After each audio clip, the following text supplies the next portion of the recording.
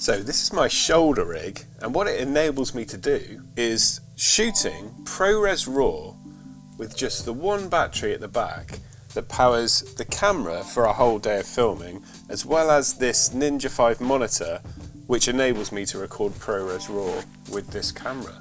And not only is this rig really practical because it's balanced, because the battery weight at the back helps counterbalance the camera, but also parts can easily be removed for on-the-go shooting. So let's start with the rear here. So at the back here, we have probably one of my favourite V-mounts. I've got a few, but this one is quite unique because it's a really compact, considering how big it is. It's a 95 watt-hour battery, but it also has a 5-volt 3-amp USB port on the top and 2 D-tap ports, which you can access by lifting up this rubber, and then that can rotate out the way. And the good thing about these are that you can use both at the same time and they don't interfere with each other because they are opposite directions.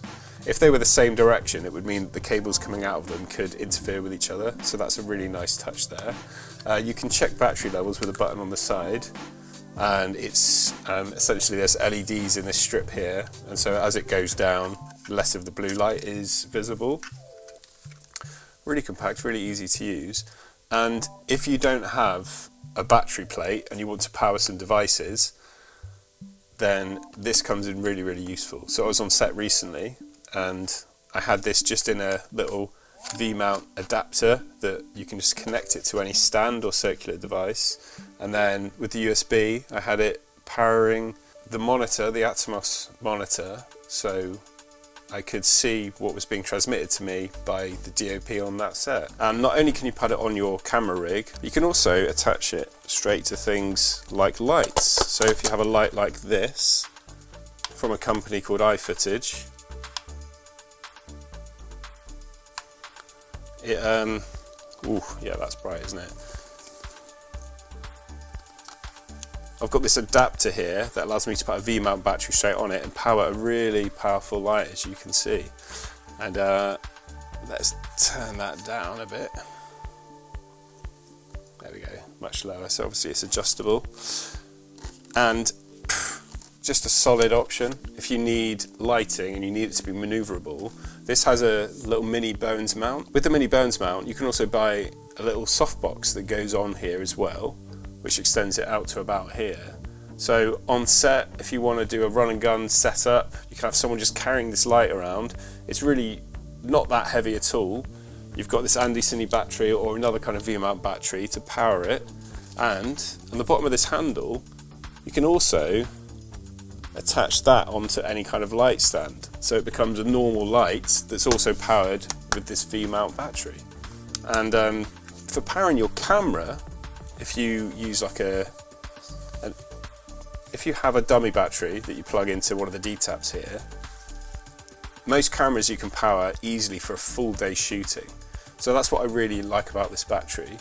I can use just this one battery to power multiple devices, and for powering the camera I can record all day easily and have juice left over. So I've worked on many events where I've used this to power my camera and it's lasted me a whole day, and the only thing then I really need to watch out for is running out of disk space on my SD cards.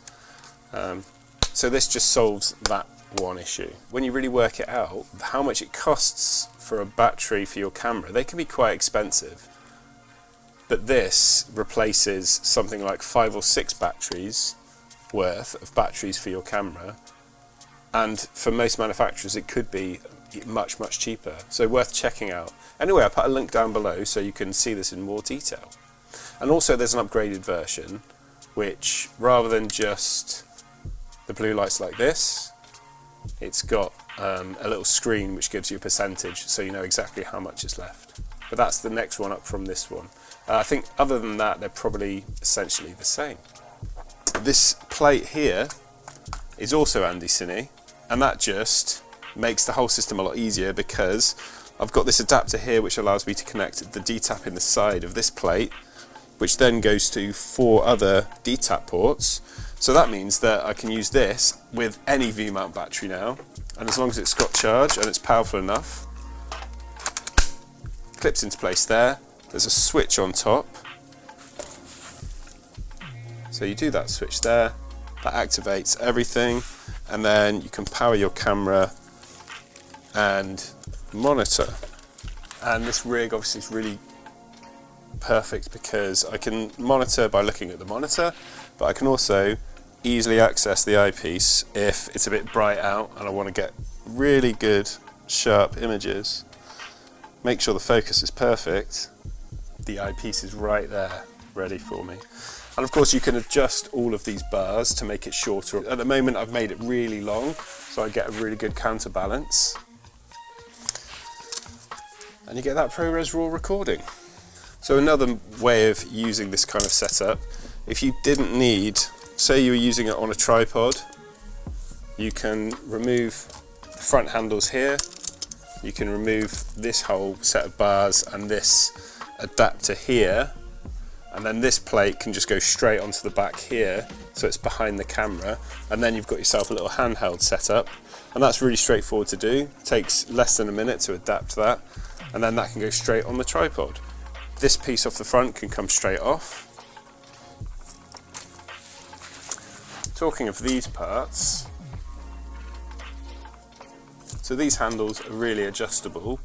You unscrew one of these and then you can rotate it round, and it's an ARRI rosette mount, so it's really secure. So even if it wasn't fully tightened, that's not going to move because of how it pieces together. So they've got a sort of ratchet style system. Ratchet might not be the right word. So because they're sort of spiky plate there, it means that once it's slightly tight, they don't really rotate anymore, so they're super secure. If you have cheaper kinds of handle and things like that that don't have that kind of ARRI rosette system, then you have to tighten it really, really, really tight, otherwise they can start to move, and sometimes it just loosens throughout the day, but not these stay nice and tight.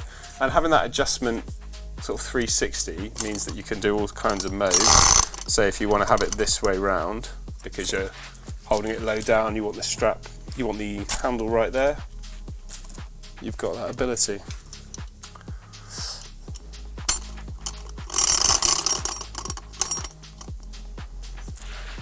Now these front handles, I actually picked up these front handles from AliExpress, so they came all the way from China. You do end up saving a lot of money when you buy from AliExpress. It's always a lot cheaper than going to like Amazon or something like that, and you might have to wait a few more days. These took about just shy of a week, I think, to arrive, which for me was fine. I didn't need them urgently, so that worked out quite well, and for the saving it's definitely worth it. The shoulder pad was, I think, from Smallrig, but I'll find out and put a link down below. And one of the best parts in here, it's a similar company, so ANDYCINE, I believe, also own GH5s, and this D-tap 4-way adapter is by GH5s, and what's really useful about it is that there's a little bolt inside there, so this gets fixed to your cage, which means that it's not hanging, dangling about. You can fix it exactly where you need it to be and it's not going to move on you. And you get a really nice long cable, and this part, let's just switch that off, this part actually rotates round, so it gives you more options with the orientation in which you plug it in, and means that you can make it nice and tight like I have done here, because you don't want loads of loose cables knocking about.